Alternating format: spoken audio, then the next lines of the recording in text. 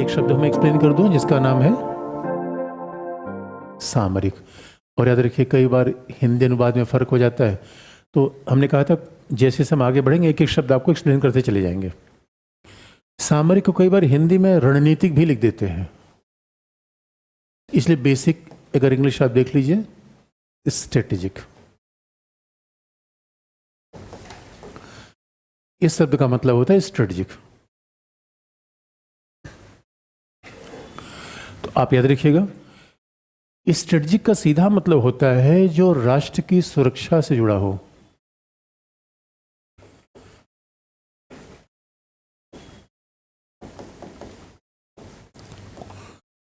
जो राष्ट्र की सुरक्षा से जुड़ा हो, सिक्योरिटी से जुड़ा हो, उसको हम स्ट्रेटजी कहते हैं, रणनीति कहते हैं, सामरिक कहते हैं। अब सवाल यह है कि राष्ट्र की सुरक्षा के लिए हम क्या क्या तरीके अपना सकते हैं, किसी राष्ट्र की सिक्योरिटी के लिए हमारे पास क्या क्या ऑप्शन होते हैं, हम क्या क्या तरीके अपना पाएंगे। तो आपको मैं याद दिला दूं कि राष्ट्र की सुरक्षा के लिए क्या क्या जरूरी होता है। अच्छा, आपकी सुरक्षा के लिए क्या क्या जरूरी है?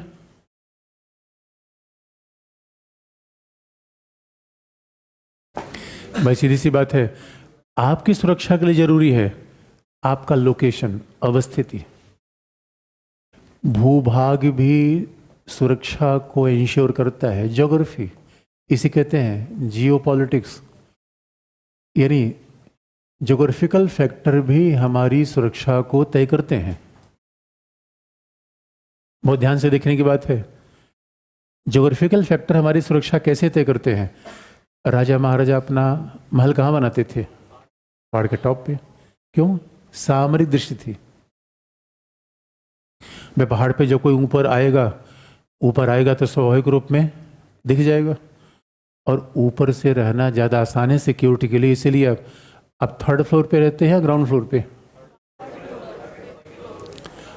मतलब ग्राउंड फ्लोर पे कभी मत रहिएगा, क्योंकि ग्राउंड फ्लोर पे कभी भी कोई अटैक होगा, दंड से मार पीट के भागेगा, आप कुछ नहीं कर सकते। थर्ड फ्लोर तक जाते जाते उसकी सांस फूल जाएगी।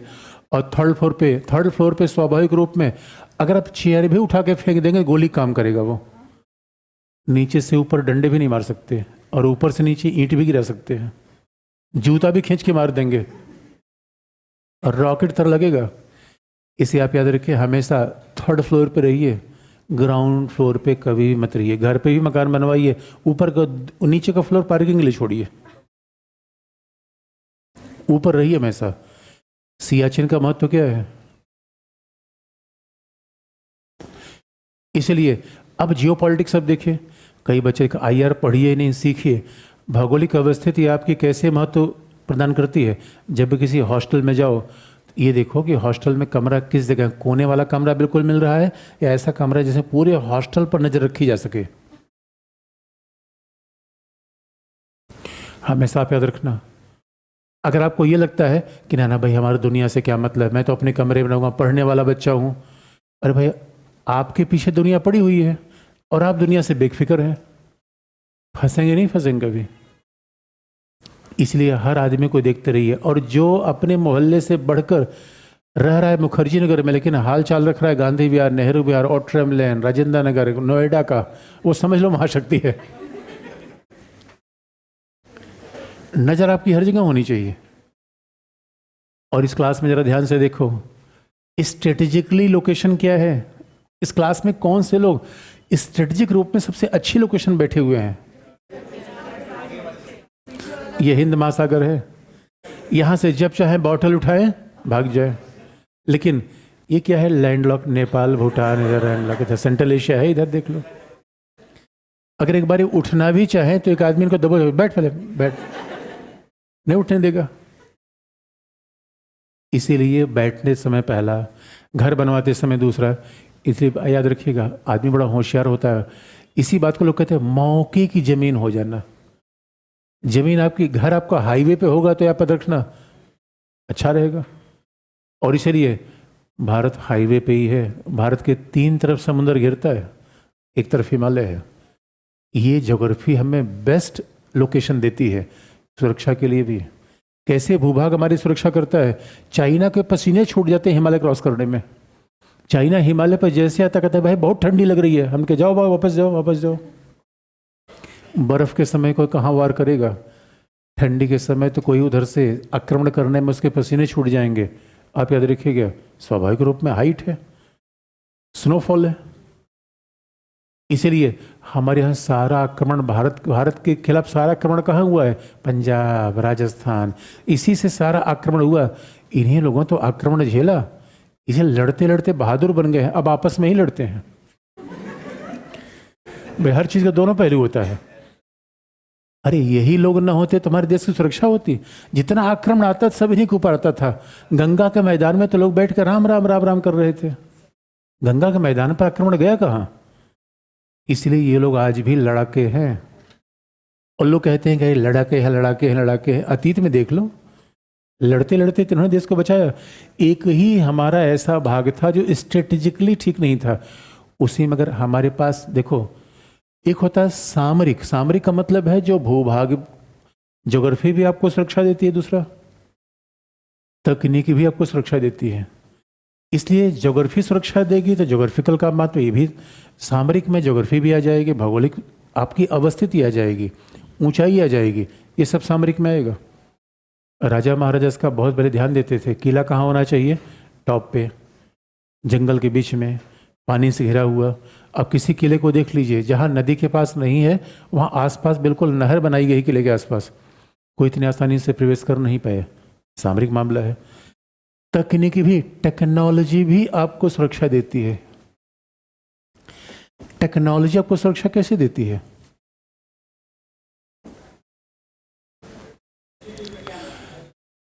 CCTV camera, drone. याद रखिए, अमेरिका से MQ-9 भी ड्रोन लेने वाले हैं। यहीं से बैठे बैठे 6000 किलोमीटर मार देंगे धड़ाम। ऐसी हमारे पास टेक्नोलॉजी होनी चाहिए जो हमें सुरक्षा प्रदान करे। स्पेस, आयरन डोम, इसका मतलब है हमारे पास डिफेंस के लिए से टेक्नोलॉजी होनी चाहिए, सर्विलांस की टेक्नोलॉजी होनी चाहिए, दूसरे की गतिविधियों पर नज़र के लिए टेक्नोलॉजी होनी चाहिए। अमेरिका इतना पावरफुल क्यों है? अमेरिका के पास GPS है, गूगल है, पूरी टेक्नोलॉजिकल दुनिया पर उसका कंट्रोल है। अमेरिका जैसा चाहता है इंफॉर्मेशन वॉरफेयर पैदा कर देगा। इंफॉर्मेशन वॉरफेयर में यूक्रेन जीत गया है, रसिया हारा हुआ है। ग्राउंड के वॉरफेयर में क्या होगा आगे चल के दुनिया बताएगी। इसलिए आप याद रखिए कि इसरो का निर्माण हम क्यों कर रहे हैं? स्पेस में लगातार प्रभाव बढ़ा क्यों रहे हैं? तकनीकी से भी सुरक्षा होती है। इसका एक एग्जाम्पल लीजिए। अब चीन की सेना हमारी तरफ कहाँ खिसक रही है, कैसे देखेंगे? दूरबीन लगा के, क्योंकि आप तो नीचे हैं, चाइना ऊपर है। चीन की सेना के इस मूवमेंट को देखने का एक ही तरीका है, सैटेलाइट। और नासा के पास ऐसी सैटेलाइट है कि पंजाब में पराली जलती है और खबर किसको हो जाती है? नासा को। सिक्योरिटी, टेक्नोलॉजी रहेगी तभी आपके पास सिक्योरिटी रहेगी। जैसे आप मोबाइल को सेव करते हो, टेक्नोलॉजी रहेगी तभी तो, नहीं तो फिर उसमें क्या हो जाएगा? वायरस आ जाएगा। तो ये सामरिक क्या कहलाएगा? जो तकनीक से जुड़ा हुआ। और सामरिक क्या कहलाएगा? और क्या सामरिक कहलाएगा? सैन्य सामग्री। सैन्य, देखिए सामरिक में डिफेंस एक कंपोनेंट है। सामरिक बहुत बड़ा शब्द है, डिफेंस स्ट्रेटेजिक बहुत बड़ा शब्द है, डिफेंस उसका कंपोनेंट है। क्योंकि याद रखिएगा, केवल डिफेंस ही सामरिक को नहीं बनाता है, डिफेंस भी अपने आप में सामरिक की बात करता है। क्योंकि सैन्य सामग्री, आर्मामेंट्स, ये हमारी सुरक्षा को मजबूत करता है। सैन्य सामग्री हमारे पास जब डिफेंस, राफेल, ग्लोब मास्टर, ये टेक्नोलॉजी यानी सैन्य सामग्री हमारी सुरक्षा को कैसे मजबूत करती है? भाई चाइना कल के लिए आक्रमण कर दिया जाए तो हमारे पास इतनी क्षमता होनी चाहिए कि अपनी सारी सैन्य सामग्री को सीमा पे लगा दे। इसका सीधा मतलब है। और कई बार तो ऊर्जा भी सामरिक महत्व का है, कई बार तो हाईवे भी सामरिक महत्व का हो जाएगा। आजकल सामरिक शब्द इतना बड़ा हो गया है। कश्मीर जो ट्रेन जा रही है उसका केवल टूरिज्म के लिए महत्व है, इकोनॉमिक के लिए महत्व है, सामरिक भी है। चाइना जो रोड बेल्ट प्रोजेक्ट ले जा रहा है, चाइना तो यही कहता है ना भाई, करिए भाई, व्यापार है, कनेक्टिविटी है। हमें ऐसा लगता है कश्मीर में जो ट्रेन जा रही है उसका केवल इकोनॉमिक महत्व है, सामरिक महत्व भी है। क्योंकि आप देखोगे कश्मीर तो स्वाभाविक रूप में अक्टूबर के बाद ये अटल टनल बंद हो जाएगी।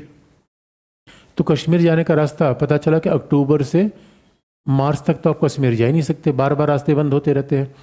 श्रीनगर से लद्दाख के लिए जो बाकायदा जोजिला पास है वो अभी बंद हो गया, बर्फ पड़ी, जोजिला पास बंद। इसका मतलब आपका कोई ऐसा भूभाग है जो आपके कंट्रोल में ही नहीं है, तो उसकी सुरक्षा आप कैसे कर लोगे? कश्मीर में कल के लिए कोई समस्या हो जाए तो कश्मीर में आपका एक्सेस तो चाहिए। एक्सेस के लिए क्या होगा? आपका 24/7 अवेलेबिलिटी होनी चाहिए। समस्या पे ऐसे देखिए, जब आपके वाहन नहीं जा पा रहे अक्टूबर के बाद, तो एयरक्राफ्ट के लिए ऑयल फ्यूल कहाँ से जाएगा? इसलिए भी आप देखोगे हिमालय के बड़े बड़े क्षेत्रों में, नॉर्थ ईस्ट में, अक्टूबर तक लास्ट में ऑयल इंडिया कॉरपोरेशन के टैंकर जाते रहते हैं। सारा स्टोरेज भर जाता है कि अक्टूबर से हम ऑयल की सप्लाई कर देंगे। वो सप्लाई रहनी चाहिए मार्च तक, क्योंकि मार्च के बाद हमारी कनेक्टिविटी नहीं हो पाएगी। तभी आप देखें कश्मीर में, नॉर्थ ईस्ट में बाकायदा टनल से बनाई जा रही है। 24/7 एक्सेस आपके पास होना चाहिए। नहीं तो आप हमें ऐसा देखिए, अपनी सुरक्षा कॉम्प्रोमाइज़ करेंगे। मतलब आपकी ऐसी ज़मीन जहाँ पहुँच ही नहीं पा रहे, तो आप कब्जे में रहेंगे, दूसरा कोई कब्जा कर लेगा। आप कहते हैं ज़मीन पर देख रेख बहुत ज़रूरी है, तो देख रेख के लिए कैसे करेंगे? ये भी सामरिक है। हाईवे भी सामरिक हो सकता है। अगर वो बन रहा है डेमचौक और देशमांग के पास, दौलत बेग ओल्डी तक जो भी हमने हाईवे बनाया, उस पर चीन की आपत्ति क्यों है? चीन की आपत्ति इसीलिए तो है क्योंकि इतना देशमांग प्लेन है।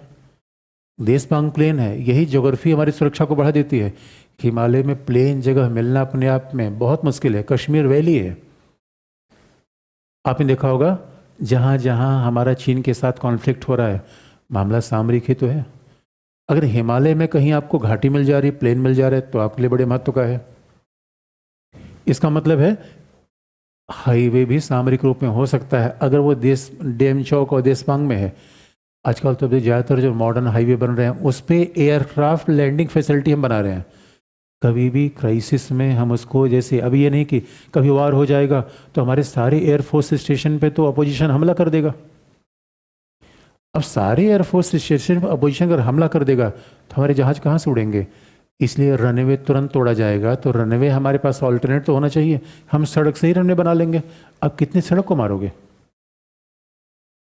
ये है सामरिक। तो सामरिक, और इतना ही नहीं, सामरिक का और मतलब माना जाए तो पहला सुरक्षा जुड़ा होता है। दूसरा, अगर आपके साझे खतरे हैं, जहां कॉमन सिक्योरिटी थ्रेट होगा वहां सामरिक संबंध अपने आप आएगा। भारत और अमेरिका के लिए आतंकवाद एक कॉमन थ्रेट है।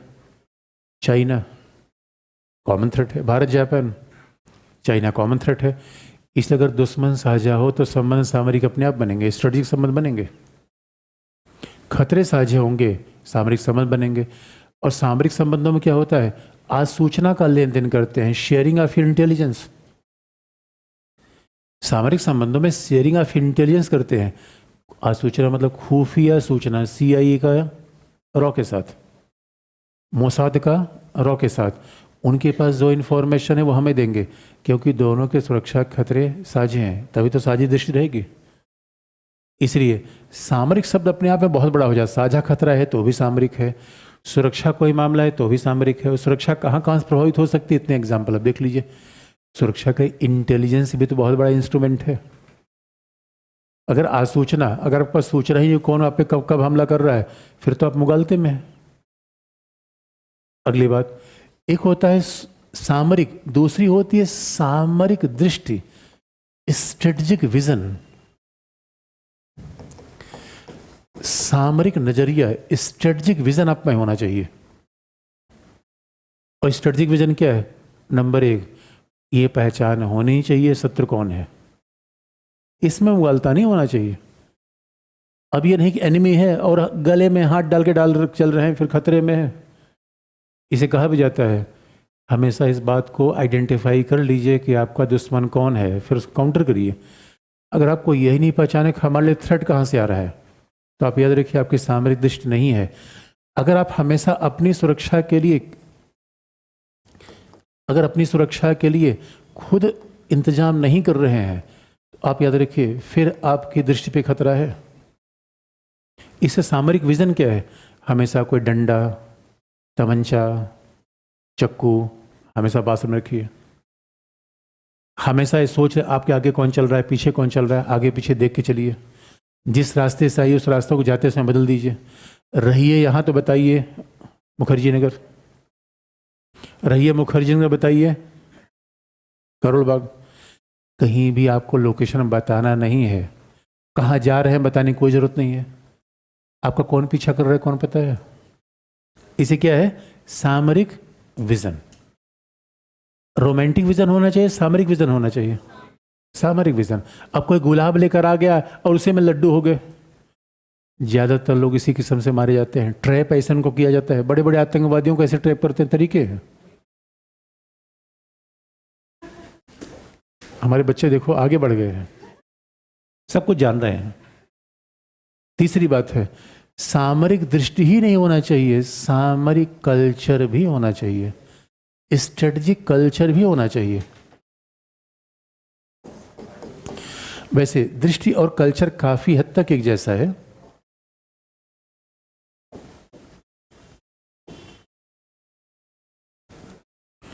स्ट्रेटजिक कल्चर, स्ट्रेटजिक कल्चर का मतलब है दृष्टि। कल्चर एक बड़ा शब्द हो गया, दृष्टि उसी का एक छोटा सा भाग हो गया। कल्चर का मतलब होता है कि एक तरीके से आपकी सामरिक संस्कृति का मतलब है पूरे घर में हर जगह हर 10-10 फीट पर लठ पड़ा हो, सामरिक कल्चर।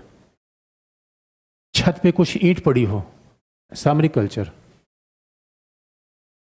गेट पे सुरक्षा के इंतजाम हो, सामरिक कल्चर। वैसे ही आपको पता होना चाहिए हिंद महासागर में हमारे जहाज होने चाहिए, राफेल होना चाहिए, हमारे पास सिक्योरिटी का इंतजाम होना चाहिए। आप ये मान के चलिए चीन कभी भी अगर हमारे ऊपर हमला कर देगा, ये खतरे को देख के चलिए और सुरक्षा की दृष्टि हमेशा लगातार बना कर रखिए, लापरवाह कभी मत रहिए। अब ये नहीं कि चीन कह दिया भाई भाई भाई भाई भाई भाई तो मामला फिर गड़बड़ा जाएगा। इसका सीधा मतलब है हमेशा नजरिया कैसा होना चाहिए, सुरक्षा से भरा हुआ। पहला, किसी पर विश्वास की आवश्यकता नहीं है, होना क्या चाहिए, अविश्वास। जहां विश्वास किए वहां पे गए। यानी इसलिए कहा भी जाता है कोई भी राज्य स्वाभाविक तौर पर आपका अगला पोटेंशियल एनिमी हो सकता है, पहली बात। किसी पर भरोसा करने की आवश्यकता है, दूसरी बात। और हमेशा याद रखिए सामरिक संस्कृति क्या है, जो कौटिल्य ने सबसे अच्छे तरीके से कहा है, दुश्मन का दुश्मन दोस्त। और सामरिक संस्कृति क्या है, या तो आप शक्तिशाली रहिए या शक्तिशाली के साथ रहिए। इसे सामरिक संस्कृति में गुट निरपेक्षता जैसी कोई नीति चलती ही नहीं। गुट निरपेक्षता देखिए भाई नहीं है। स्वीडन ने क्या किया, नाटो ज्वाइन कर लिया। यूक्रेन भुगतान कर रहा है कि नहीं, यूक्रेन भी नाटो का पार्ट होता तो पिटता। और अगर सामरिक संस्कृति देखना हो, एक बात याद रखो मेरे बच्चों, नॉर्थ कोरिया कोई जवाब नहीं है। नॉर्थ कोरिया हर 1 महीने में एक मिसाइल मारता है। नॉर्थ कोरिया कहता है अमेरिका आ जाओ सामने, वो सीधे अमेरिका, बाकी तो पूछता नहीं। वो दक्षिण कोरिया जापान को धमकी देना कभी जरूरी समझता ही नहीं। वो कह रहे सबसे जो डॉन है उसी को मैं देख लेता हूँ एक बार।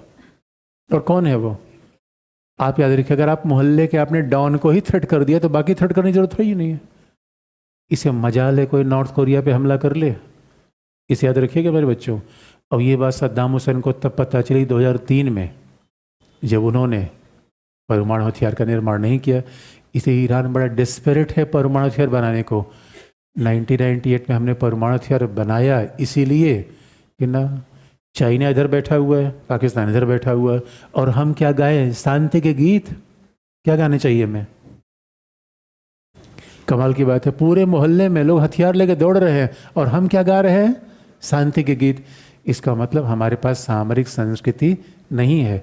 और ये भी याद रखिएगा, कई बार तुम्हारे कहा भी जाता है देश आज़ाद हुआ, संविधान अपना लिया, तो संविधान में सेपरेशन ऑफ पावर कर लिया। संविधान में सेपरेशन ऑफ पावर कर लिया और हुआ क्या, 3 सेनाओं को अलग अलग कर दिया। संविधान का प्रिंसिपल सेना में लगा दिया। तीनों सेनाओं को अलग अलग होना चाहिए, एक साथ काम करना चाहिए, एक साथ काम करना चाहिए। तो कहा भारत में जाता है कि जब भारत लोकतांत्रिक देश हुआ तो एक हिडन फियर था कि ऐसा नहीं कि भाई नए नए देश हुए हैं, लोकतंत्र नया आया है, सेना इतनी पावरफुल हो जाए कल लोकतंत्र को ही खत्म कर दे। ये थ्रेट भारत में शुरू से था। इसलिए हमने सेनाओं को थोड़ा सा डिसेंट्रलाइज कर, सेना को अब डिसेंट्रलाइज कर देंगे, लड़े कैसे फिर। आप सोच रहे हैं कि सेना शासन पर न कब्जा कर ले तो इसका कीमत होगा कोई दूसरा देश आएगा आपके भूभाग पर कब्जा कर लेगा। इसलिए पता चला घर में पता चला कि आपको लग रहा है कि ये भाई शक्तिशाली ना हो जाए, इस भाई को कमजोर करें, पड़ोस ने या धमक के आपका घर लूट लिया, आप तो भाई के लिए चिंतित थे। यही है सामरिक संस्कृति। तो सवाल ये है, ये पहले था क्या? अगर इस हिसाब से देखा जाए फिर तो नेहरू की विदेश नीति की आलोचना हो जाएगी। 1962 में चीन ने हमला कर दिया, ये हम क्यों पहचान नहीं पाए? नंबर एक, हमें क्यों गलतफहमी हो गई कि चीन दोस्त है? नंबर दो, और हमने पाकिस्तान के साथ ऐसा सॉफ्ट डील क्यों किया? अरे भाई सीधी सी बात है, पाकिस्तान देखिए पीओके ले गया, आवाज आ रही है? पाकिस्तान पीओके ले गया और नेहरू बड़े शांतिवादी थे। नेहरू जैसा शांतिवादी, भाई उनकी सोच में क्या कमाल की सोच थी। नेहरू का कोई बात नहीं, भाई संयुक्त राष्ट्र संघ हल करेगा, इसका क्या होगा? कमाल की बात है। आपके घर किसी ने कब्जा कर लिया और पंचायत हल करेगी? गांव की पंचायत बुलाएंगे या हमला करने वालों का टेटुआ दबा देंगे? और मेरे बच्चों, अब देखो नेहरू ने क्या सोचा कि भाई शांतिवादी थे, उनका चलो संयुक्त राष्ट्र संघ हल कर देगा, वो आज तक हल नहीं कर पाई पहला। और जब पाकिस्तान को 1/3 मिल गया तो उसने कहा पूरा कश्मीर चाहिए। फिर आप कहेंगे कोई बात नहीं, बच्चा है, दे दो, कश्मीर भी दे ही दो, रोज कश्मीर कश्मीर कह रहा है, दे दो उसको, चॉकलेट दे दो, रोज पैर रगड़ रहा है। बच्चे ऐसे करते नहीं। कश्मीर दे देंगे तो पूरा हिंदुस्तान मांगेगा। इसे पहले ठांस देंगे या कुछ कुछ कंसेशन देते रहेंगे? कंसेशन देंगे तो फिर समस्या हो जाएगी। अगर ये सामरिक शब्द है और ये सामरिक संस्कृति है, सामरिक नजरिया है, तो क्या पहले था या नहीं था? यही बात का विषय, यही लिखना है। तो ये शब्द स्पष्ट हो गया आपको?